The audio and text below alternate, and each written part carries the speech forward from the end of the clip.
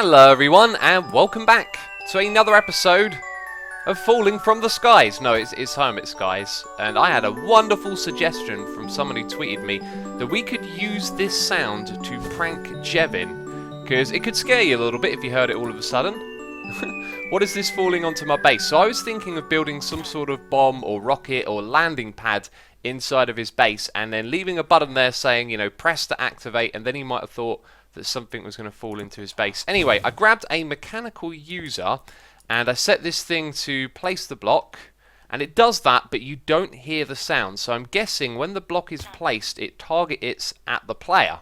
And because I didn't place this block, I don't hear the sound, which means we can't get the sound effect. Now, another thing that I tested as well is, can we hide this? Can we place it underneath a block? And the answer is yes, but with a really surprising result. So above here we have a block, so the villager can't fall out of the sky, right?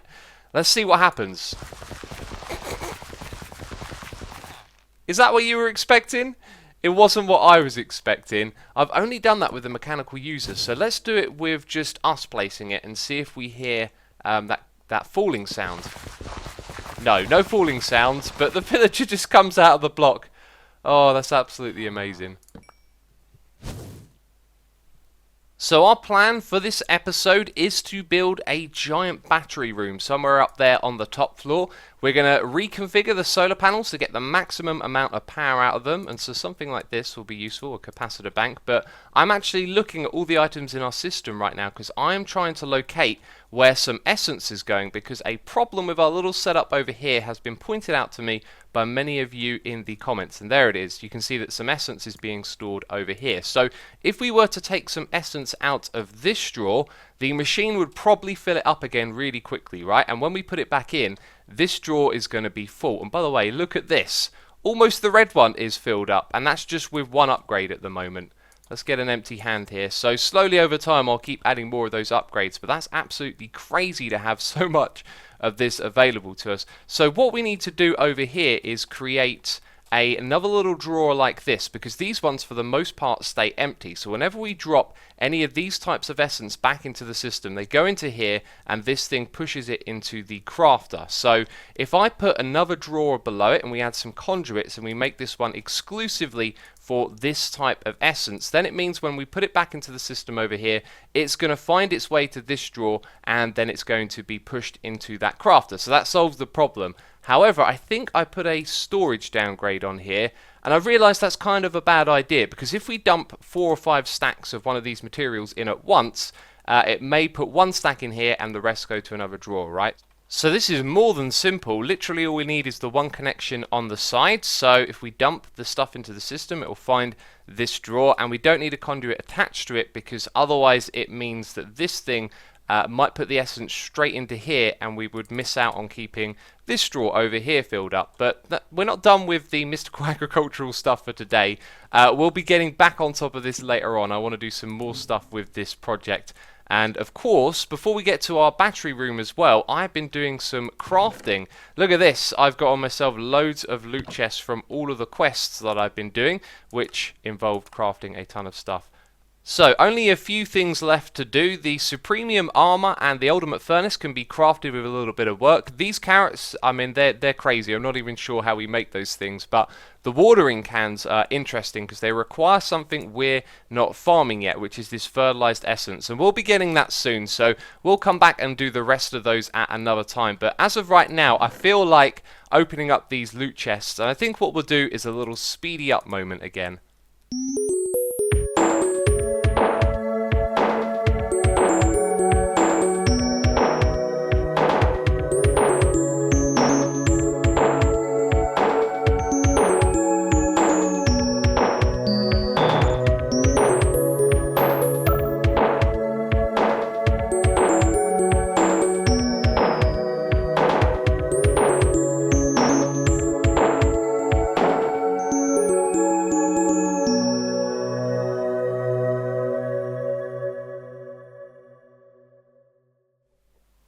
So a couple of interesting rewards here. Obviously some really good stuff that we haven't been using just yet. These alchemy bags look interesting They're like a portable large storage, so I might be able to put those to use. But the thing that I'm most excited about is probably the thing none of you are excited about. Fluid display.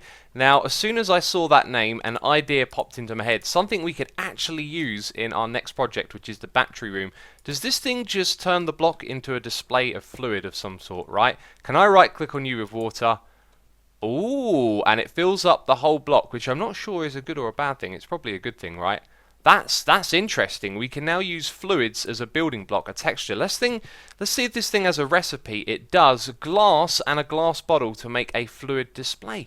That is a really cool block. I'm glad that we learned about that. I've also noticed that my water bucket has retained its water. What happens if I break this thing? It just turns back into a fluid display. Okay, that's pretty cool. So I have been on somewhat of a smelting saga over here. Oh, that's the wrong type. Getting together loads of electrical steel because we're going to make some capacitor banks, and we're not actually going to make the top tier capacitor bank. And there is a good reason for that, and that reason is aesthetics. So if we have a look over here, this one holds 250,000, and this one holds 1/5. Now that's the recipe for that type. And now everything's moved over here, and that's the recipe for that type right there. So that would require octadic capacitors, and yes, I said it correctly, you with your comments. People always telling me I say that wrong. So double layered capacitor right here. We crafted loads of those. We've got the redstone blocks and the electrical steel. Let's make a stack of those. However, we'll be able to make 4 stacks in total. Now what should happen next is this stuff should be getting charged wirelessly. Or is it when I separate it like that? There you go, that one's now getting charged wirelessly. So we've got to watch out for that, as it can, I believe, drain the power of these as well. Something like that. If we go over here, we've got a top level capacitor bank already. And this is the other thing that I had to factor in. We have a very large bandwidth for moving power in and out of this thing. And then on the tier that we have, we get a quarter of that, a 25,000 RF per tick. So if we craft a mass amount of these, that bandwidth will be really large. In fact, for the resources going into it, it'll end up being larger in total. So it may sound a little bit strange to craft the lower type, but it means that we can have more blocks to build with because we can craft more of them. So what I'm thinking is that in this area we are basically going to be building a massive capacitor bank, and we're going to try and make it look cool and interesting. It is going to go all the way up to the ceiling above us, and then we're going to open that ceiling up, and up there we're going to create the connection to the solar panels, as of course there's going to be nothing else above this point.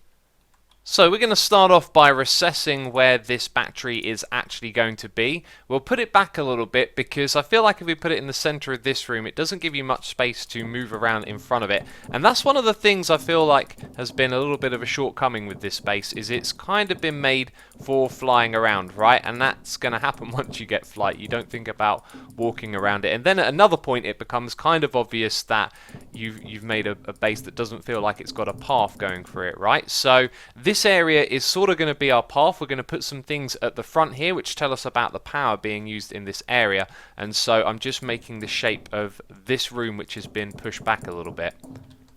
That is a nice little layout so far. I'm enjoying this. This is coming together well. We're trying to make this look like some sort of reactor, right? And so we're going to have some liquid flowing on the inside of this, which is going to look real strange. Going to try and use those fluid displays. However, I was thinking the way it kind of displays the animation sort of looks like it might be better to use actual fluids and then some chisel and bits blocks to hold the fluid from spreading out. But anyway, this is how it's all going to connect. We're going to have like a cross section in the middle, and then higher on up, I don't know exactly where. In fact, we could have several stages where it comes across and connects to this part, right? So it's one big battery. I also just thought of something. Is this like on a chunk border? Oh, it almost is. Look at that. Okay, we want to keep this inside of one chunk. Apparently it can cause lag if you have Ender IO spreading out across multiple chunks, which is something I've been told several times. Anyway, so our fluid will it will flow down the middle there, and then maybe what we'll do is have little sections like that. That already looks a little too frequent though. So we are making some molten enderium over here. Looks like we've got a fair amount. These things should get made pretty quickly thanks to these conduits. Excellent. So 4 buckets of that in total. We're going to test this out in 2 different ways. First of all, we're going to put some slabs at the bottom. And by the way, this is what's going on here. I've made it a little bit taller so it feels, I don't know, bigger and more important in some way, I guess. We're going to put the liquid flowing down like that on one side. And then on the opposite, we want to check out what it looks like when we put it into this fluid block. So we can do a side-by-side comparison. That is incorrect. Oh, maybe it's not compatible, this one. Like, all I did was click on it before, right? Shift click? No. Ah, that's a bit of a shame. Well, it looks like we might be stuck with just doing it this way. And I've got to say, that material looks excellent there as well. I think this thing needs to be lit up quite well, though. So we need to put some borders in and around this area, maybe some glass windows, and somewhere around here some lighting fixtures. And I think they've kind of revealed themselves already, right? These blocks here will make pretty good holders for the lights.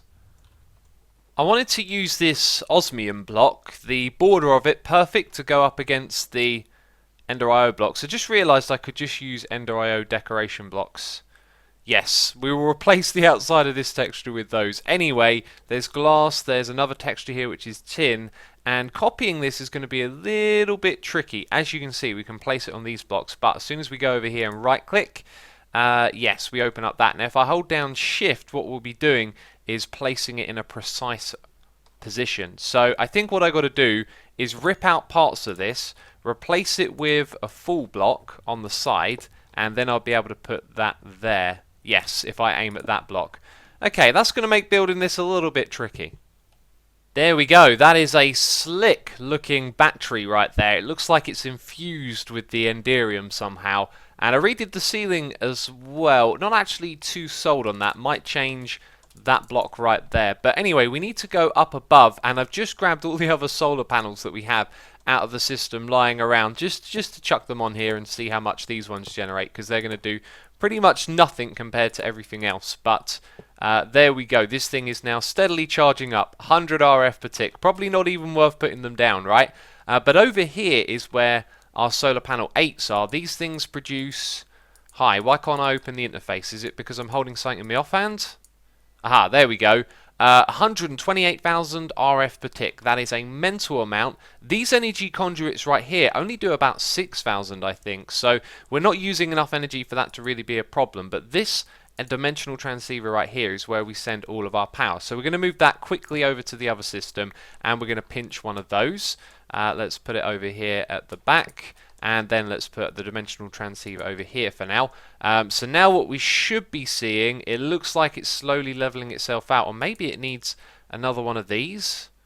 I was looking at the wrong bit. The generation is 25,000 RF per tick. So we are actually using more than that for all of our farms, which is very interesting. I had no idea how much we were using. And that's one of the things we're going to do with this system, is be able to see how much each of the farms use. So now that we've got two of them side by side, that negative number went up even higher. That was the last thing that I was expecting to see. Okay, and that is a reminder as well that we need a chunk loader over here to make sure this is going to be loaded around the clock, because this is where we're going to be sending power to everything. So we're basically moving the location. Again, the negative thing has gotten bigger. Am I misunderstanding something here?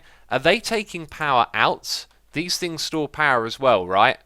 So no, the capacity, no, the charge is going up.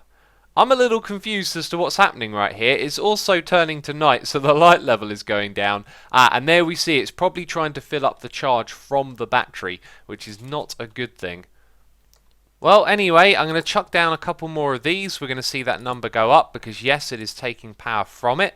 So that's got to charge up all the way, and then it will put the power into the capacitor bank down here. Strange stuff, but what we want to be able to do is detect how much power we're going to be taking out of this capacitor bank. And I think the way to do it is something we did on Hermit Pack, where we're going to use a conduit going into a dimensional transceiver. Then each one of these dimensional transceivers is only going to have one destination, and that allows us to see how much power is going through here to that one destination, right? I think that makes sense. It requires RF tools, and I can't remember exactly how we did it. So for me now, what I'm going to do is open up that mod and try and figure out how we monitor the power going through it. Well, it looks like the charge is filled up, which means this thing is receiving a whooping amount of power right now. And over here, I placed down a screen controller, and then I click scan after I place down my screen. So you can sort of put the screen around the area wirelessly, and it will find it and power it. Now in here there is a module which I've linked, this thing right here, to this conduit. However, as you can see, it's saying 0 RF per tick, which can't be right, because this thing has got a full amount of power and it is sending power to other places. unless those things are actually using nothing, which can't be right. The tree farm runs around the clock, so does AE2, and so do the portal doors. So I am doing something wrong here, and I've got a horrible feeling I might not be able to do this because I wanted to display the power of each of the different things that we're using. We got a little bit of a redesign going on over here, made the capacitor bank larger so it's exactly 11 billion, and good news, I have sussed out how to get this to work. You can see there is now a number at the top here, and I've made the text red so it represents the amount of power going out, but you'll notice the plus and the minus fluctuates a lot, which is unfortunate. Not really sure why, because we're currently monitoring this, which is on extract only. So that was the trick, to make this conduit right here only extract and that one over there only insert. So I've done the same thing on the other side, and to demonstrate this you can see the other one is on 0 RF per tick. That's because nothing is using the power, and the way that I can do that is by turning on the sieves, then they'll start using up power. So this thing will sieve up a bunch of stuff, it will go into the system over there, and then these machines on the side start turning on, and that means when we go up the top here it's going to show us how much power is being used on that second bit. You can see the number is changing. Again, it's jumping around on the plus and the minus, but it is basically getting a read from this part right here. Now I've also tried it with this one, which is set to insert, but the numbers never seem as good. This seems to give you a better representation of what's going on. So close, yet so far. I would really have loved to have turned these farms on by pressing a button, you know. And probably with another little redstone circuit I could still do that, turn a button into a T flip-flop, but at the moment what you're seeing happening is us giving a redstone signal, which means the power turns on for a moment, but then it turns off again, so the redstone usage goes up, and then it goes down. So behind here there is a redstone transmitter, which might not actually be needed. My initial thinking was that this redstone module would output a redstone circuit through this block into our transmitter, but what I had to do was hook the button directly into this transmitter, and I think it just uses the channel, so we might not need the transmitter but the receiver up the top here, which is pointing into this dimensional transceiver set to only work with a redstone signal. So you can see what's going on here, right? This is the connection that we're monitoring, and now we're able to turn it on and off with a button press, which I don't think we're going to do because unfortunately this doesn't toggle. You can see I've even written toggle to sort of remind myself what I'm trying to do here. So I think what we'll do is we'll take those extra modules out. We'll keep it simple. It's just going to be text to tell you what farm you're using, then RF to monitor the power, and then what we'll do is actually put a lever on the block below. I'm using that osmium block because it kind of matches the blank machine block, I think. So then we can have our transmitter a little bit low. We'll put the transmitter down here, and then the lever can, you know, do the on and the off, and maybe I can find a way to display if it's on and off on the screen as well. It has taken me far too long to figure out that these transmitters don't like a signal being passed through a block. They like a strong signal directly into them. So now I've made conduit facades and these redstone conduits so that we can go around the front here and hit these levers. Oh, and there has to be some sort of bug, doesn't there? Of course there is. So I can go on and off, and it actually changes up here, which is not what has been happening. Now the next problem is that all of these are hooked up, yet they are all staying on 0. And I don't know why, because everything, well, most of these things are draining power, right? Our Ender IO station, I was using that a moment ago to make the conduits. AE2 is always running, the portal's always on, yet these say 0 per tick. So, it's starting to suck up a lot of time now. So I think what I'm going to do is get everything in place and maybe save the trouble solving for another day, as we've got the core of what we need here done. And there it is. Well, actually no, I just realised there's one more to do. The screens down here, although they don't seem to be taking any power, I've been monitoring this connection. This one is set to extract, and I never get a power reading here, but then again, I've just set up all of these and we're not getting power readings from them, so I'm going to diagnose that at another time. The mystical one, however, is giving us a reading, so I've done something different there. I'm not sure what though, because the setup is the same. If we hit this switch, what we should see is that thing drift down to 0 because it's now off.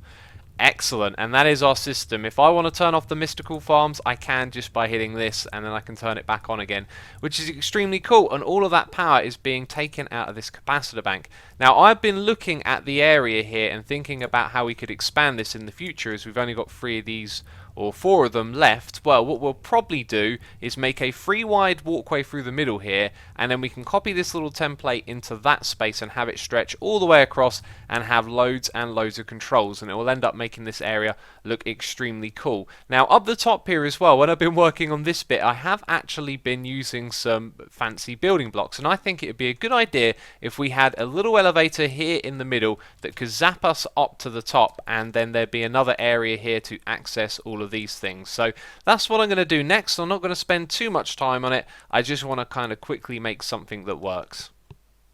Quick and dirty, or quick and derpy? I'll let you be the judge of this room. It is what it is. I didn't want to spend a lot of time on it. And these solar panels, we're only going to stick to using the good ones. The other ones just make it look janky, and they're a little bit silly, aren't they? Please tell me I've got more of those. I've run out of those blocks. I was going to finish building this on camera. Oh well. I also have F7 on. You can see the crosses. There's none up here. Is that really right? There's enough light coming out of this room that I don't need to put torches up here. That's got to be mad. That's got to be wrong. Surely not. I can't place a torch on top of this block type. Does that mean it's got a special property where things can't be placed or spawned on top of it? That would make a lot of sense, right? If I press F3 just over here somewhere, block 9, 8, 7, so there are some 7s here, but I can't place a torch on it. Let's just double check. I can place a torch on that one. Well, Rusty Scaffold has a little property that I didn't know about. So anyway, this is what this area down here looks like. You can see these are ready for expansion. This thing looks amazing. We can jump up into this room like that. And the ceiling definitely looks a little bit odd. Maybe we'll rebuild it in a live stream or something like that. But this project has worked out great. Still a little things here and there to tweak and change, but for the most part it is working as intended. And I think that earlier in the episode I commented on there being more things to do with mystical agriculture.